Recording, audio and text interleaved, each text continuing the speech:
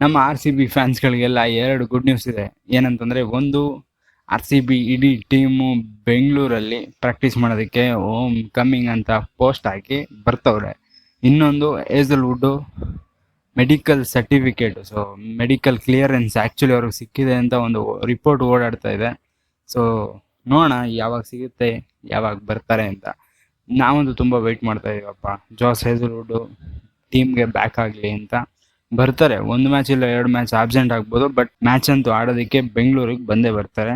ಮತ್ತೆ ಇನ್ನೊಂದು RCB home coming ಆಗ್ತಾ ಇರೋದು. ಸನ್ರೈಸ್ ಹೈದರಾಬಾದಿಂದ ಒಂದು ಅಪ್ಡೇಟ್ ಬರ್ತಾ ಇದೆ. ಸೊ ಪ್ಯಾಟ್ ಕಮಿನ್ಸ್ಗೂ ಕೂಡ ಮೆಡಿಕಲ್ ಕ್ಲಿಯರೆನ್ಸ್ ಸಿಕ್ಕಿಲ್ಲ ಅಂತ, ಇದೊಂಥರ ಇಂಜಿನಿಯರಿಂಗ್ ಸರ್ಟಿಫಿಕೇಟ್ ಸಿಕ್ಕಿಲ್ಲ ಅಂತ ಕೆಲ್ಸಕ್ಕೆ ಹೋಗಿಲ್ಲ ಅನ್ನೋ ಥರ ಹುಡುಗರ ಥರ ಆಗೋಯ್ತು. ಈಗ ಪ್ಯಾಟ್ ಕಮಿನ್ಸ್ ಕೂಡ ಅನ್ಅವೈಲಬಲ್ ಆಗ್ತಾರೆ. ಅದಕ್ಕೋಸ್ಕರ ಈಗ ಅಭಿಷೇಕ್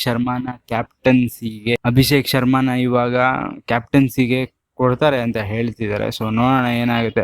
ಇದಂತೂ ಕನ್ಫರ್ಮ್ ನ್ಯೂಸು.